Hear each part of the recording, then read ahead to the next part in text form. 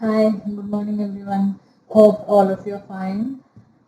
We are going to a new chapter from your text Zeitgeist, which is about happiness, chemical happiness, and the meaning of life, written by Yuval Noah Harari. And this is Yuval Noah Harari. We are going to learn about him first, then we'll go to the text. So, this is Yuval Noah Harari. Let's talk about him um, a little more. So he was born on 24th February 1976. He is an Israeli public intellectual, historian, and a professor in the Department of History at the Hebrew University of Jerusalem, the same college where he has studied. Okay, he is a secular Jewish family with Eastern European and Lebanese roots. That is his background.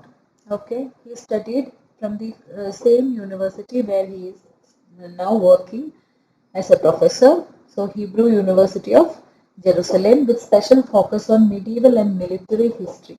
So, he has studied history. So, we will go deep into the history, how he connects biology, the changes of biological differences in Homo sapiens, that is us, in the history. So he is very famous for his works and his lectures. He offers a free online course in English titled A Brief History of Humankind, and it is a very popular class in the internet and having so many views. I'll put the link in our description. Please go through his talk. It is very interesting, impressive from the point of view of the scientific study of our body, our history, our development, cognitive development, biological changes, and it's a very interesting study. He is a practitioner of Vipassana yoga and Buddhist meditative practice. It is told that he goes for 30 days, a complete month, without reading books or looking at mobile phone. He is completely devoid of everything that is physical and go for meditation. In these 30 days, he will be in complete silence, and he tells that helps him to rejuvenate more, to refresh him more, and um, and that is his main area of understanding his self through meditation. And he lives with his gay partner, come manager, Itzik Yahav in Jerusalem. So he is a gay. He married Itzik Yahav, and who is also a manager, and he calls him the Internet of Things because he knows everything of Yuval Noah Harari. So these are the most important, famous books that has been written by him. Sapiens, A Brave History of Humankind, and Homo Deus, A Brief History of Tomorrow. In the Sapiens, he looks at how biology and history, the differences, how it has occurred through ages, and uh, over over the period of for 3 years, it has been the best seller, international best seller. So we'll go through the success of this book. It was published in Hebrew in 2011, the first book, that is Sapiens. The work has been translated into 30 foreign languages, including English, an international bestseller since 2014. So it is an international bestseller. It talks about the relationship between history and biology, the essential difference between Homo sapiens and other animals, and also Homo sapiens from Neanderthals, this no, homos, the man from different. There are so many varieties of man before the Homo sapiens. So he is talking about the differences, how these differences, how this history of Earth helped for such changes in Homo sapiens, and what are the changes that happens with animals that makes us different from animals. The meaning of human happiness and rights, that we are going to learn some of its meaning of life and happiness, how it can be achieved in the future. So, meaning of human happiness and rights. He explains it in length, like the rights and human happiness. It's all some sort of fixed that we have created, socially constructed, and rights from different parts of countries. It is different to different people. So how it has been developed. So he talks about all these things.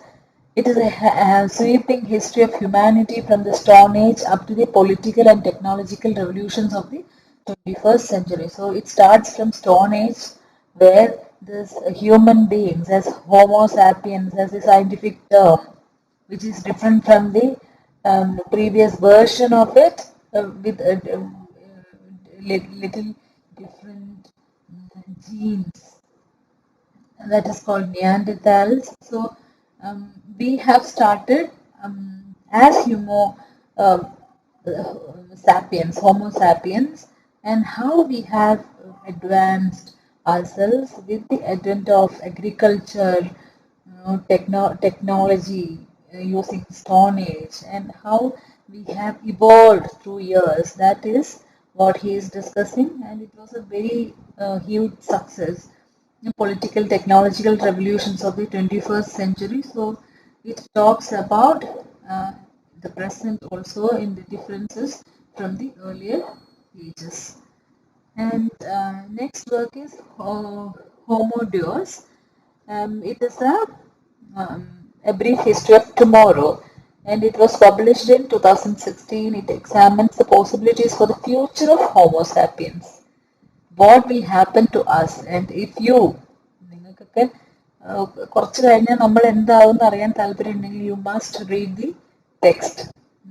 It outlines that in the future, humanity is likely to make a significant attempt to gain happiness, immortality, and godlike powers. So, with so much of technology and technical advancements, knowledge, and scientific uh, technologies, we can achieve anything. That is what is happening in so many science fictions. You have seen, transplanting body organs. You can take the young organs and transplant it into a very old body. Then the body will be acting as it is in the youth. So there are fictions written on such topics. Like if you have read the drama, there is a drama called Harvest, written by Manjula Padmanabhan, and we have this Panthi Bhojanam, Santosh Echikanam, where a human body is sold for the purpose of a third world country which is controlling us financially. They are taking all our happiness, all our youth by making us donate our young organs. So, such a way, with the scientific knowledge of happiness, it is all depending on what some chemicals. So, how happiness can be made without any other things? How happiness can be made? That is what we are going to study deeper into in this text called Chemical Happiness. So, in that way, we can actually be immortal, and we can achieve more powers, because science has so many powers. The book goes on to openly speculate various ways this ambition might be realized for Homo sapiens in the future based on the past and present. So you can really count on the experiences in the past and what is happening in the present. So many changes are happening with the advent of actually this science and the data and the digital life, virtual life. There are so many changes inside our brain, cognitive side and also the physical side. Our body start starts changing, our cognitive capacity starts changing as we are all controlled by this artificial intelligence. So there is, he says in this book, among several possibilities for the future, Harari develops the term dataism. Dataism for a philosophy or mindset that worships big data. It is all about data. നമുക്ക് ഓരോ ദിവസം കഴിയുമ്പോൾ നമുക്ക് പണ്ടൊക്കെ 4 GB ആയിരുന്നു, പിന്നെ 6 GB, ഇപ്പൊ ഒന്നും പോരാ, നമുക്ക് 32 പോരാ, 120 പോരാ. We are going for higher data because we need data to work, to study, to experiment, to do any work. You need data, and this is the term that he uses, that is dataism, that is called as big data. We like worshipping big data. നമ്മൾ ഇതിന് addict ആയിട്ട് കമ്പ്യൂട്ടറിൽ തന്നെ എല്ലാം ചെയ്യുന്ന ഒരു അവസ്ഥ. There is this possibility, and we can really relate with that now because we are relying more on computer and data, digital virtual experiences every day, even for education purpose. So there is a possibility, he says, um, a human kind which can be like, you know, depending upon artificial intelligence only. We will not think about anything. Everything will be decided by the computer. So such a future is defined by him, and he has won for his creativity and originality. Such philosophies, such speculations, creative speculations. He has won this Polonsky Prize, which is for creativity and originality, and he has won a choice 2 times.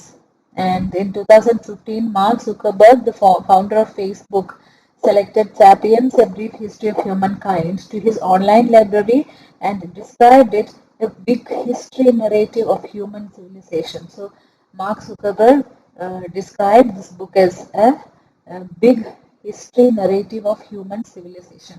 So, this is a very important book in the present time. Harari offers different perspective on many received notions of history, including the relationship between history and biology. How biology changed, and it is changing, and it will change in the future too. How sapiens reach the current stage and its future. So he defines the future of human being.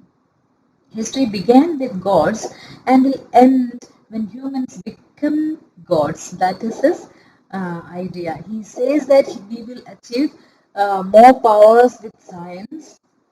So we have created the concept of God, and they were, godly images. We had the idea, the superpower in our imagination, but actually using some science and some chemical changes, we could actually attain, show some powers like that of gods. The dollar, the human rights, and the United States of America exist in the shared imagination of billions, and no single individual can threaten their existence. So this is his another ideology, that there are certain nations like America, powerful nations, which controls all other nations, third world countries like India too, and we are seeing how privatization is happening in our country.